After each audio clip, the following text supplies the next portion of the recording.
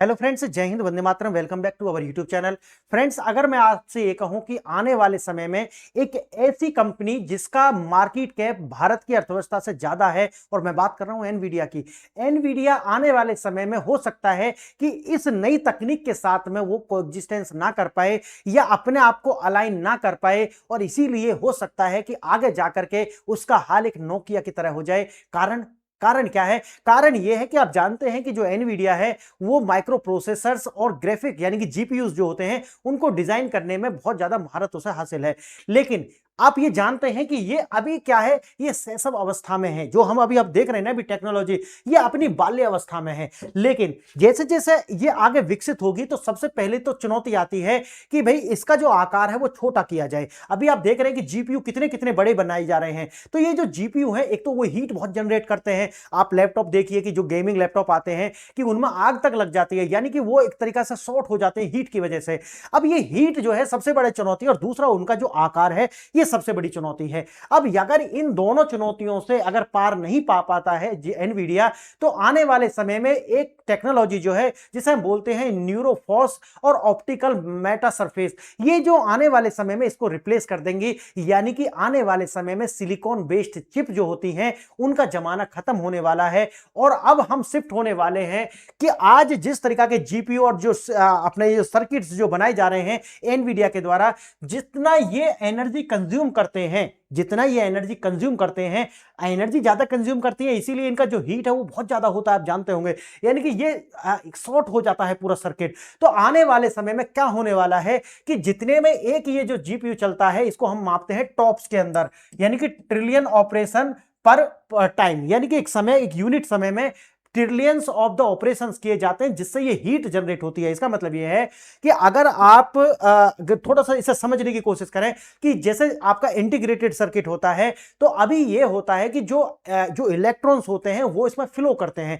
तो जो एफिशिएंसी है उसमें एनर्जी कंज्यूम नहीं होती। एनर्जी कंज्यूम किसमें होती है? एक तो जो आपस में कोलाइड करते हैं वो, और दूसरा ये है कि एक इलेक्ट्रॉन को आगे की ओर धकेलने के लिए जितना एनर्जी कंज्यूम होता है उससे क्या होता है, हीट जनरेट होता है। यानी कि ज्यादा से ज्यादा उन्हें आगे धकेला जाए एक इलेक्ट्रॉन को दूसरे इलेक्ट्रॉन के द्वारा, उससे होती है हीट जनरेट। और ये जो हीट है, यानी कि ये जो धकेलने में जा रहा है, ये एफिशिएंसी नहीं है, याद रखना, ये एफिशिएंसी पर असर नहीं डालता। तो इसका मतलब ये है कि आज जितनी एनर्जी कंज्यूम की जा रही है, आने वाले समय में उसका 1/10 पार्ट जो है उसके अंदर ये सारा कार्य होने वाला। उदाहरण के लिए देखिए, अभी जो एनवीडिया है लगभग 9 टॉप्स प्रति वाट, लगभग 9 टॉप्स प्रति वाट। एक वाट में कितने? 9 ट्रिलियन ऑपरेशंस पर सेकंड। कितने पर सेकंड? 9 trillion operations. कितने में? एक वाट के अंदर। लेकिन आने वाले समय में अगर 9 टॉप्स लेना है तो प्रति वाट नहीं लेना पड़ेगा। कितना? हंड्रेड्स में देखा जाएगा, यानी कि 100 या 900 टॉप्स प्रति वाट पर लेकर के जाना पड़ेगा। क्योंकि अगर हम इतना नहीं कर पाते, इसका मतलब है कि एफिशिएंसी नहीं आ पाएगी, और आने वाले समय में एनर्जी जो है उसकी कीमत होने वाली है। और दूसरा, आकार छोटे करने पड़ेंगे, और आकार छोटा करना है तो हमको जाना पड़ेगा क्वांटम बेस पर, जिसे हम कहते हैं कि फोटोन बेस पर। एक तो होता है इलेक्ट्रॉन। अभी जितना भी सिस्टम हमारा चल रहा है ना, वो सारा का सारा इलेक्ट्रॉन बेस है। अब इलेक्ट्रॉन बेस और फोटोन बेस, अब दोनों में आप अंतर समझिए कि जो इलेक्ट्रॉन बेस होता है उसके अंदर क्या चलते हैं? इलेक्ट्रॉन चलते हैं। इलेक्ट्रॉन जानते हैं नेगेटिव होता है उस पर चार्ज। लेकिन आने वाला समय किसका है? फोटोन का। फोटोन, जैसे कि जो सूर्य से ऊर्जा आती है वो किस फॉर्म में आती है? फोटोन की फॉर्म में आती है, और वो बिल्कुल भी हानिकारक नहीं होती। देखिए, हम सूर्य की रोशनी में खड़े होते हैं, वो हमारी बॉडी से पार निकल जाते हैं, लेकिन क्या हमें कोई नुकसान है? कोई नुकसान नहीं है। तो आने वाले समय में जो फोटोन है वो भविष्य है। अगर एनवीडिया अपने आप को इलेक्ट्रॉन बेस से हटा करके फोटोन बेस पर लेकर के जाता है, जो आप आज जो बनाए जा रहे हैं जीपीयू हो या इंटीग्रेटेड सर्किट हो, ये जब तक चल रहे हैं, जब तक ये जो टेक्निक मैं आपको बता रहा हूं न्यूरोफोर्स या फिर ऑप्टिकल मेटा सरफेस जो है नहीं आती, अगर ये क्रांति आती है और इस पर जो रिसर्च चल रही है ये सक्सेसफुल होती है, तो जितना आज तक हमने किया धरा है ये सब का सब खराब हो जाएगा। और मैंने जैसा कि बताया कि जो आज चल रहे हैं उसके 1% में, यानी कि जो एक यूनिट आज चला रहे हैं उसके 1% में लगभग उतना आज जो 100 डिवाइस है वो कार्य कर जाएंगे। अब देखिए, समझिए आप पहले, यानी कि आज अगर आप जितना वाट का एक डिवाइस हो सकता है कि आपका लैपटॉप है उसका टॉप कितना है, समझिए कि आपका है 15 टॉप का, है ना, उसका 15 टॉप्स का है। तो 15 टॉप्स में अब क्या होगा कि अभी एक लैपटॉप 15 टॉप्स में चल रहा है, एक लैपटॉप कितने में, 15 टॉप्स में चल रहा है, सोचिए एक। अब लेकिन इसमें 100 से मल्टीप्लाई कर दिए, जितनी एनर्जी आज एक लैपटॉप ले रहा है, आने वाले भविष्य में जो टेक्निक मैंने आपको बताई कि न्यूरोफोर्स और ऑप्टिकल मेटा सरफेस अगर आता है, ये सक्सेस हो जाता है, तो उतनी ही एनर्जी में 100 लैपटॉप जो है वो चल पाएंगे। तो यानी कि इसका क्या हुआ कि हीट कम जनरेट होगा, एफिशिएंसी बहुत ज्यादा बढ़ जाएगी। क्यों? क्योंकि अब एक इलेक्ट्रॉन को दूसरे को धकेलने में एनर्जी खराब नहीं करनी है, बल्कि क्या करेंगे, वो इलेक्ट्रिसिटी जो है वो किसकी फॉर्म आ जाएगी, लाइट की फॉर्म आ जाएगी। यानी कि लाइट जो है लाइट की स्पीड से चलेगा। इसका मतलब है कि जितने भी हमारी प्रोसेसिंग है वो लाइट की स्पीड से हो जाएंगी, एनर्जी कम कंज्यूम होगी, हीट कम जनरेट होगी, और साथ ही साथ जो उसका साइज है वो बहुत कंपैक्ट हो जाएगा, बहुत छोटा साइज हो जाएगा। तो ये चार जो है फायदा हमें इससे होने वाले हैं। थोड़ा सा जिसे विस्तार से मैं देखूंगा, टेक्निकल टॉपिक है, तो एक से दो बार आप अगर नहीं आता एक बार में समझ में, तो एक से दो बार इसको रिवाइंड करके देखेंगे तो बिल्कुल आपको समझ में आएगा। देखिए, ये तो आप जानते हैं इस तरीके की चिप्स होती हैं, इनको हम क्या बोलते हैं, इनको हम बोल देते हैं आईसी बोलते हैं, यानी कि इंटीग्रेटेड सर्किट, माइक्रो प्रोसेसर्स, कुछ इसको जो है प्रोसेसर्स बोल देते हैं, अलग अलग इनके नाम है, सेमीकंडक्टर बोलते हैं। देखिए ये जो है आज जितना ये एनर्जी ले रहे हैं, समझिए 100 गुना अधिक कंप्यूटर जो है जरूरत पड़ेगी। जैसे मैंने आपको बताया है कि आज जितनी एनर्जी चल रहे हैं, आने वाले समय में उतनी ही एनर्जी में 100 लैपटॉप चलेंगे। ये है आने वाले समय की क्षमता। अगर एनवीडिया इसके साथ में बिल्कुल सिंक्रोनाइज कर जाता है तभी सर्वाइव करेगा, नहीं तो आगे जो जाकर के ये बिल्कुल खत्म हो जाएगा। गर्मी और ऊर्जा, जैसे मैंने बताया कि ज्यादा एनर्जी लेने से ज्यादा हीट जनरेट होती है, और जिससे इसकी जो अपनी एफिशिएंसी है वो कंप्रोमाइज हो जाती है। ऊर्जा ही मुख्य बाधा है। आने वाले समय में हमको ऊर्जा जनरेट करने के लिए ज्यादा हीट जनरेट करनी पड़ेगी, इसलिए आने वाले समय की जो डिवाइसेस हैं वो एनर्जी एफिशिएंट होनी ही चाहिए। ये हमारी मजबूरी है, समझ गए। अब जानते हैं कि आविष्कार ही जो जरूरत है वही आविष्कार की जननी है, वही है। देखिए अभी क्या है, जैसे मैंने बताया कि 9 टॉप्स प्रति वाट की जो आज जो डिवाइस है, 1 वाट यानी कि 9 टॉप्स की जो है ऑपरेशंस कर पाते हैं। लेकिन आने वाले समय में जैसे मैंने बताया कि ये 30 गुना जो है अधिक एफिशिएंसी बढ़ेगी और 100 गुना जो है इसकी पावर बढ़ेगी। यानी कि जो एक लैपटॉप जितनी एनर्जी कंज्यूम कर रहा है, और जब ये न्यूरोफोर्स आएगा उसके समय में, यानी कि जब पूरा फोटॉन्स के द्वारा ये चलने लगेगा, तो उस समय में 100 लैपटॉप उतनी ही इलेक्ट्रिसिटी में चल पाएंगे। देखिए जैसे कि आज जो है कुछ गीगावाट स्पीड, जिसे हम क्लॉक स्पीड बोलते हैं, किसी भी आईसी जो होती है ना, ये माइक्रो प्रोसेसर जो होते हैं, उनकी बोलते हैं गीगाहर्ट्ज में क्लॉक स्पीड कितनी है। तो आज की जो स्पीड है उससे कहीं ज्यादा स्पीड जो है, नॉर्मली स्पीड उससे ज्यादा हो जाएगी, 56 गुना। विद्युत प्रतिरोध और गर्मी, जैसे मैंने बताया है कि जो हीट जनरेट होती है वो किसकी वजह से होती है, रेजिस्टेंस की वजह से होती है, ठीक है, जिसका हम मात्रक बोलते हैं ओम होता, ओम। तो रेजिस्टेंस की वजह से क्या होती है, हीट। और रेजिस्टेंस क्यों? क्योंकि जो इलेक्ट्रॉन्स होते हैं वो टक्कर के द्वारा चलते हैं, यानी कि एक दूसरे से कोलाइड करते हैं। अच्छा, आप ये भी जानते होंगे जो इलेक्ट्रॉन्स होते हैं वो जिग जैग में भी फ्लो करते हैं। तो जिग जैग में फ्लो करने में क्या होगा, एक तो उसका जो स्पीड है वो कम हो जाएगा, और जो कॉलिजन होगा उससे ज्यादा हीट जनरेट होगी।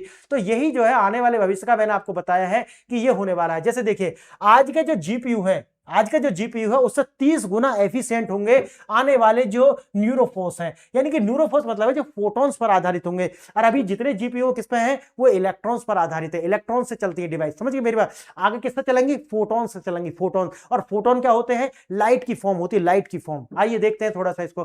प्रकाश की गति से चलेंगी, जैसे मैंने बताया अभी जो टॉप्स है ये गणना जो है ना, ऑपरेशन 9 ट्रिलियन ऑपरेशन पर सेकंड, ये किसमें होने वाले होंगे, आगे किसमें होंगे, इनकी फोटॉन्स में होने वाले हैं। आगे देखना, ये तो हो गया। एआई कंप्यूटिंग का जो भविष्य है वो इलेक्ट्रॉनिक्स का अंत हो जाएगा। जैसे मैंने बताया कि अभी जो डिजिटल एनालॉग बोलते हैं, आप जानते हैं ना इस तरीका के ये जो होते हैं ना, ये पूरे सर्किट होते हैं, इन्हें बोलते हैं डिजिटल एनालॉग।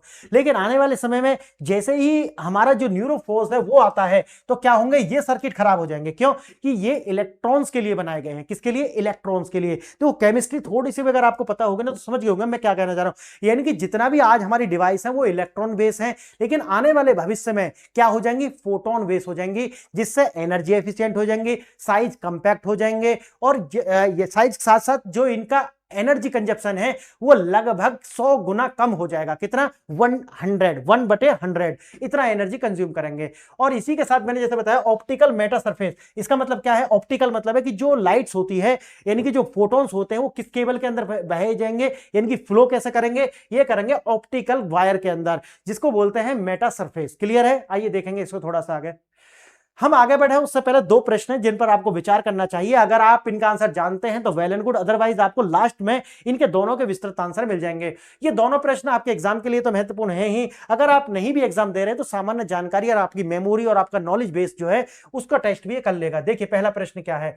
पहला प्रश्न है कि एनालॉग कंप्यूटिंग के पीछे पिछले प्रयास असफल क्यों रहे हैं जबकि गणित मैथ सही था। यानी कि एनालॉग जो है वो असफल क्यों रहा है उसका बताना। पहले देखिए मैट्रिक्स मल्टीप्लिकेशन रेखीय लीनियर नहीं था। दूसरा इलेक्ट्रॉनिक्स माध्यम यानी कि रजिस्टर्स और कैपेसिटर्स के जो सिंगल डिले है उनकी नॉइज की समस्या जो है लगातार बनी रही है। देखिए हम असफल ही हैं, कारण क्या है मैं आपको बताऊंगा आगे। अभी ऑप्टिकल ट्रांजिस्टर्स का आकार बहुत छोटा था और एनर्जी कंजप्शन बहुत अधिक था। तो चारण में से कौन सा सही आप बताइए, नहीं तो आपको लास्ट में मिल जाएगा। आगे देखना न्यूरोफॉस चिप में जो मैट्रिक्स मल्टीप्लिकेशन की गणना जो है कैलकुलेशन कैसे होगी। देखिए पहला है डिजिटल बिट्स को मेमोरी में बार बार मूव करके। दूसरा इनपुट लाइट का ब्राइटनेस और मेटा सरफेस का रिफ्लेक्टिविटी के गुण का मल्टीप्लिकेशन के द्वारा।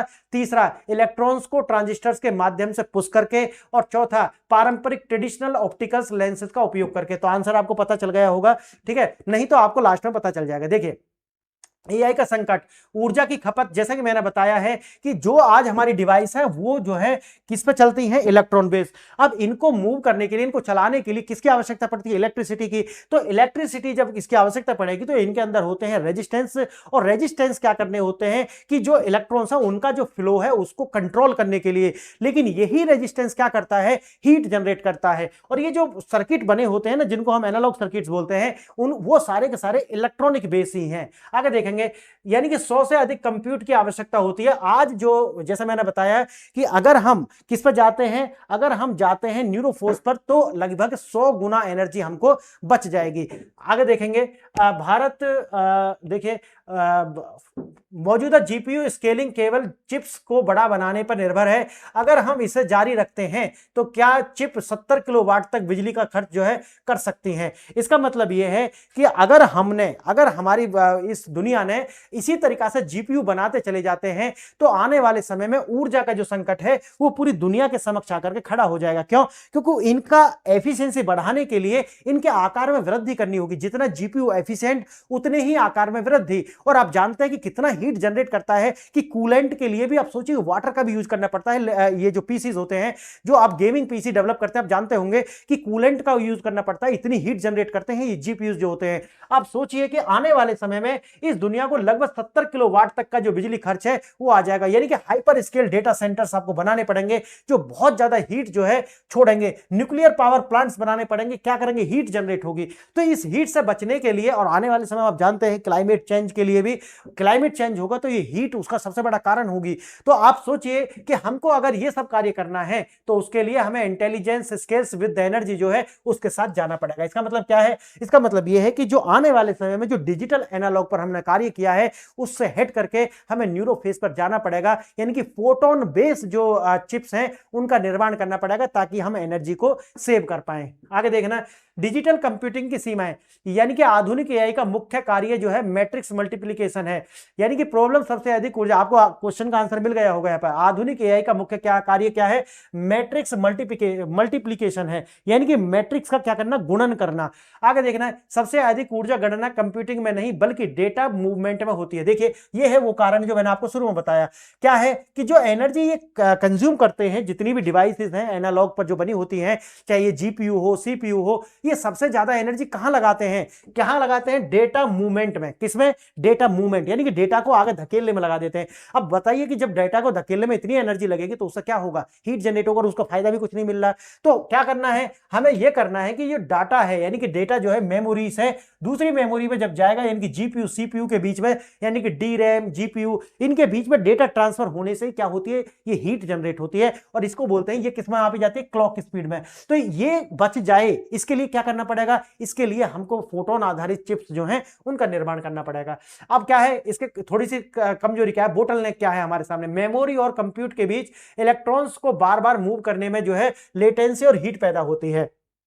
देखिए थोड़ा सा गूट है, आप समझ जाएंगे कि ये जटिल है, थोड़ा सा समझिए कि जैसे आपका लैपटॉप हो गया, ये डिवाइस हो गया, उसके अंदर क्या होता है, दो मेमोरी होती हैं। एक तो होता है जैसे आप जानते हैं रैम, है ना, और एक जो होता है वो होता है क्या, ये वाला जीपीयू। अब जीपीयू के अंदर आपको, क्योंकि जीपीयू के अंदर आपको डेटा भेजना पड़ेगा, डेटा प्रोसेस करता है, सीपीयू भी डेटा प्रोसेस करता है और जीपीयू भी डेटा प्रोसेस करता है। दोनों में अंतर ये है कि जो सेंट्रल प्रोसेसिंग यूनिट्स है उसके अंदर जो डेटा है, पिक्चर भी उसके अंदर प्रोसेस हो जाती हैं, लेकिन पिक्चर्स और ग्राफिक्स को जो है प्रोसेस करने के लिए जीपीयू विशेष रूप से डिजाइन करे जाते हैं। लेकिन होते ये वही है जैसा सीपीयू होता है, सीपीयू सेम काम कर देगा, लेकिन क्लॉक स्पीड ज्यादा हो इसके लिए क्या बनाए गए हैं, जीपीयू। लेकिन मैंने जैसा कि बताया कि इनकी भी वही समस्या है कि ये डेटा को आगे धकेलने के लिए, यानी कि दो मेमोरीज के बीच में लगातार डेटा ट्रांसफर करके उसको प्रोसेस करने के लिए क्या करना होता है, डेटा मूवमेंट में बहुत ज्यादा एनर्जी कंज्यूम हो जाती है, जिससे तापमान भी बढ़ता है और लेटेंसी भी आती है। आगे देखना,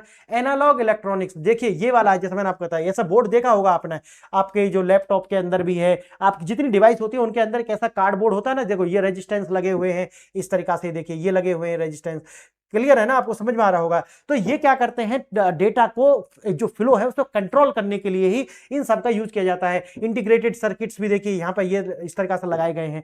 तो ये सारे के सारे क्या है, एनालॉग बेस हैं। लेकिन हमको आने वाले भविष्य में एनालॉग नहीं चाहिए, हमें क्या चाहिए, हमको चाहिए क्या, हमको चाहिए कि जो न्यूरोफेस है वो चाहिए। तो आने वाले समय में फोटोन के साथ में, इलेक्ट्रॉन के साथ में नहीं जाना है, फोटोन के साथ में जाना है। और ये जो इलेक्ट्रॉन बेस्ड जो कार्ड है, बोर्ड जो है, इनको रिप्लेस करना है किससे, फोटोन बेस से। जिससे क्या आएगा, जिससे ये होगा कि आने वाले समय में एक तो इनकी जो प्रोसेसिंग है वो जो तेज हो जाएगी, इनकी स्पीड बहुत तेजी से आएगी, क्लॉक की स्पीड बढ़ जाएगी, डेटा प्रोसेसिंग आसानी से हो पाएगा, कम हीट जनरेट हो पाएगी, और साथ ही साथ में क्या होगा कि आपका जो एनर्जी कंजप्शन है वो भी कम होगा। दृष्टिकोण प्रकाश की गति, जैसे मैंने बताया कि डेटा जो प्रोसेस होगा वो किससे होगा, प्रकाश की गति, यानी कि प्रकाश की जो स्पीड है उससे होने वाला है। हीट जनरेट नहीं होगी, डिले आपको देखने के लिए नहीं मिलेगा, इसका मतलब है लेटेंसी आपको नहीं मिलेगी।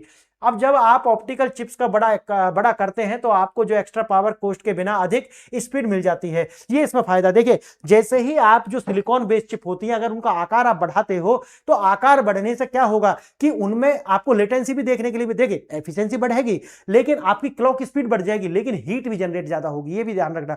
जितना बड़ा जीपीयू उतना ही हीट जनरेट होगा। अब लेकिन जैसे ही आप जो है ऑप्टिकल बेस अगर उसको बनाते हैं, ठीक है, तो आपका क्या होगा, आकार अगर आप बढ़ाते भी हैं तो ज्यादा उस पर फर्क नहीं पड़ेगा, एनर्जी जो है उतनी ही रहेगी। देखिए इससे आप समझ सकते हैं इलेक्ट्रॉन बेस जो है उसके अंदर क्यों, क्योंकि कोलिजन होता है इसलिए। लेकिन फोटोन बेस में क्या होता है, देखिए सीधा सीधा लाइन चलेगा, सीधा सीधा, कोई रेजिस्टेंस नहीं। अब रेजिस्टेंस नहीं होगा इसका मतलब बाधा नहीं होगी, तो इसका मतलब हीट जनरेट नहीं होगी, और हीट और बाधा भी नहीं होगी तो क्या होगा, स्पीड तेज होगी, स्पीड। तो ये है क्या, भविष्य, ये है हमारा भविष्य, फोटोन। फोटोन के बीच में कोई रेजिस्टेंस नहीं। अब देखना यहां पर क्या होते हैं, वायर ग्रिड होते हैं, कॉलिजन होता है, रेजिस्टेंस होता है, उससे क्या होती है, हीट जनरेट होती है। तो याद रखना ये है हमारा फ्यूचर। और याद रखना जिस दिन ये आएगा ना, एनवीडिया की लंका लग जाएगी उस दिन। एफिशिएंसी टर्न्स इनटू स्पीड, यानी कि अब तक जितना भी जो हमारा ये जो इलेक्ट्रिसिटी है कहिए, ये हीट के रूप में व्यर्थ जा रही है, इसका कोई यूज नहीं है। आने वाले समय में अगर ये फोटोन बेस हो जाता है तो एनर्जी जो है वो पूरी तरीका से 100% यूटिलाइज होगी। और जैसा शुरू में बताया कि जितनी एनर्जी में आज एक लैपटॉप चला रहे हैं, उतने में आने वाले समय में 100 लैपटॉप उतनी ही एनर्जी में चल पाएंगे। पर अच्छा एफिशिएंसी कितनी, 30 गुना ज्यादा, जो लैपटॉप आज है उसकी 30 गुना स्पीड बढ़ जाएगी। आगे देखना, पारंपरिक ऑप्टिकल ट्रांजिस्टर्स का आकार बहुत छोटा है, यानी कि लगभग 5 नैनोमीटर पे, 5 नैनोमीटर पे बने होंगे। सोचिए 5 नैनोमीटर पे बने होंगे लगभग। आज भी आप देखते हैं तो लगभग आप देखेंगे कि 7 नैनोमीटर के जो चिप्स हैं वो लगे होते हैं, इनको हम माइक्रो प्रोसेसर्स बोलते हैं। और जो सबसे अच्छे हैं वो अभी 2 से 3 नैनोमीटर पर ही हम पहुंच पाए हैं, 2 से 3 नैनोमीटर पर। सोचिए कि आने वाले भविष्य में अगर ये तकनीक हमारी कामयाब हो जाती है, इसमें बहुत तेजी से कार्य चल रहा है। संभव नहीं था, जीपीयू हमेशा जीत जाते थे क्योंकि वे छोटे डेंस होते थे। सिलिकॉन बेस जो है, जैसे मैंने आपको बताया है, ये जीतेंगे। लेकिन आने वाला जो भविष्य है वो होने वाला है किसका, न्यूरोफेस का। आगे देखना, न्यूरोफेस मेटा सरफेस का चमत्कार ये है कि मेटा सरफेस अति पतले यानी कि अल्ट्रा थिन वायर्स जो होती हैं ग्लास ग्लास मतलब कांच के बने होंगे, उनसे निकल करके जाएंगे तो हीट जनरेट नहीं होगी। दूसरा क्या है, इन्हें इलेक्ट्रॉनिक रूप से रिप्रोग्राम किया जा सकता है, ये भी एक फायदा है। और जो साइज है वो मैटर नहीं करता, यानी कि ऑप्टिकल डिवाइस 1000 यानी कि 10,000 गुना छोटे, लाखों सेल्स जो है एक चिप के अंदर फिट किए जा सकते हैं, तो आकार को छोटा भी किया जा सकता है, ये भी इसका जो है फायदा होने वाला है। अगर फिजिक्स की गणना करें, कंप्यूट मतलब होता है गणना करना, तो अगर हम गणना करते हैं तो लाइट जो है ये लाइट की गति से चलेगा, और इसका नापते हैं तो देखिए इनपुट लाइट रिफ्लेक्टिविटी बराबर आउटपुट लाइट, ये याद रखना, ये आ सकता है एग्जाम के अंदर। यानी कि इनपुट लाइट में रिफ्लेक्टिविटी का अगर मल्टीप्लाई करें तो आउटपुट आएगा, मतलब कि लेटेंसी अगर आएगी तो इतने के बराबर आएगी कि जितनी लाइट रिफ्लेक्ट होगी, रिफ्लेक्ट जानते हैं ना, तो जितनी लाइट रिफ्लेक्ट होगी बस उतनी ही लेटेंसी आएगी, यही है और इससे ज्यादा कुछ भी नहीं। आगे देखना, इनपुट क्या है, वही ब्राइटनेस जो है वो इनपुट, जितनी चमक होगी उतनी एफिशिएंसी होगी, और यही है वेट यानी कि पिक्सल का रिफ्लेक्टिविटी, परावर्तन क्षमता, परावर्तन मतलब जानते हैं ना आप, ये रिफ्लेक्शन जो होना उसका रिफ्लेक्टिविटी जो है वो वोल्टेज के द्वारा सेट किया जा सकता है, तो जितना वोल्टेज आप दोगे उतनी लाइट बढ़ेगी, जानते हैं ना, लाइट को तेज कम कर सकते हैं, तो तेज कम करने से क्या होगी, इसकी स्पीड आएगी, समझ गए, यही है। और कैलकुलेशन जैसे मैंने बताया कि लाइट मल्टीप्लाई रिफ्लेक्सिविटी बराबर आउटपुट लाइट, ये होने वाला है। और ये मैट्रिक्स मल्टीप्लिकेशन है, जो कौन सा, ये वाला जो मैंने आपको बताया, इनपुट लाइट और रिफ्लेक्टिविटी बराबर आउटपुट लाइट, और इसका क्या है, मैट्रिक्स मल्टीप्लिकेशन। आगे देखेंगे न्यूरोफोर्स वर्सेस एनवीडिया, और एनवीडिया जो है जैसे मैंने आपको बताया ब्लैकवेल जो है ये आने वाले समय इस पर काम कर रहा है एनवीडिया, याद रखना जो एनवीडिया का ब्लैकवेल है वो न्यूरोफेज ही है एक तरीका से, लेकिन कामयाब होगा या नहीं ये तो देखने वाले, ये मैंने आपको शुरू में बता दिया 30 गुना जो है उसका आने वाला है। और टॉप्स में मापते हैं किसको, ये वाट का जो कंजप्शन करता है जीपीयू, उसको टॉप्स में मापते हैं। आगे देखना, एफिशिएंसी आज के जीपीयू लगभग 30 गुना बेहतर हो जाएंगे, 1.2 मिलियन टेरा ऑपरेट पर सेकंड, यानी कि इसे बोलते हैं टॉप, यानी कि ये यूनिट का ऑपरेशन करेंगे, और यह वास्तव में बन सकता है मैन्युफैक्चरिंग, जैसे मैंने आपको बताया कि हाँ बिल्कुल इस पर कार्य चालू है, और आने वाले समय में आप देखेंगे कि ये फोटोन बेस्ड जो है चिप्स और इंटीग्रेटेड सर्किट जो है वो आपको देखने के लिए मिलेंगे, और ये लैब में अभी कार्य चालू है, लेकिन सप्लाई चेन में आने में इसे टाइम लगेगा, देखते हैं कि ये कितनी जल्दी से हो पाएगा। Manufacturing scale defect, thermal stability, software stack, है ना, ये सारे, यानी कि आप कूड़ा डोमिनेंस जो है ना इसका आप जानते होंगे। देखिए लाखों मेटा सरफेस के बिना, डिफेक्ट के बिना ये कठिन है। देखिए आप जब R&D करते हैं तो बहुत ज्यादा असफलताएं आपको मिलती हैं, तो देखिए ये अभी लैब में कार्य हो रहा है, बहुत सारी असफलताएं मिलेंगी, लेकिन बाद में जाकर के एनवीडिया के पास में कूड़ा इकोसिस्टम है, और ये न्यूरोफोर्स सॉफ्टवेयर को जो है कंपेबिलिटी रखता है, और अगर ये एनवीडिया कर पाया तो आने वाले भविष्य में एनवीडिया इसी तरीका से राज करेगा जैसा वो आज कर रहा है। अगर नहीं कर पाया और पीछे रह गया तो फिर वो उसका समय हमेशा के लिए खत्म हो जाएगा। टाइम है कि 2028 में लगभग आप देखेंगे कि एनवीडिया भी शांत नहीं बैठा है, लेकिन 2028-29 तक आने वाले समय में ये मार्केट में आ जाएगा। और अगर ये आता है, देखिए शुरू में तो महंगे होते हैं, लेकिन बाद में जाकर के ये दो आसान से उपलब्ध होंगे। सभी आपकी जो मीडियम डिवाइस हैं जो कि लाखों रुपए के आसपास आती है, उनमें भी ये आपको देखने के लिए मिल जाएगा। अब केवल इलेक्ट्रॉनिक नहीं रहेगा, ये हेट्रोजीनियस जो है इलेक्ट्रॉन प्लस फोटोन होने वाला है, लेकिन बाद में जाकर के फोटोन बेस्ड जो है वो हो जाएगा। देखिए वही मिक्सचर करके चलाएंगे कि शुरू में जो इलेक्ट्रॉन है प्लस फिर फोटोन में आ जाएंगे, है ना, धीरे धीरे एडजस्ट करेंगे। अगर इकोसिस्टम ने फिजिक्स का साथ दिया तो एआई क्षमता ऐसी भी हो सकती है जो मैंने आपको बताया है, नहीं तो चैलेंज जो है एआई बनेगा वो भी हीट जनरेट करने में। तो फ्रेंड्स यही था आज का। अगर आपको चाहिए ये सब कुछ तो मेरे टेलीग्राम से जुड़ जाइए, वहां पर जो है आपको ये पीडीएफ वगैरह सारा कुछ मिलता रहेगा। आपने वीडियो देखा इसके लिए धन्यवाद। जय हिंद, जय भारत।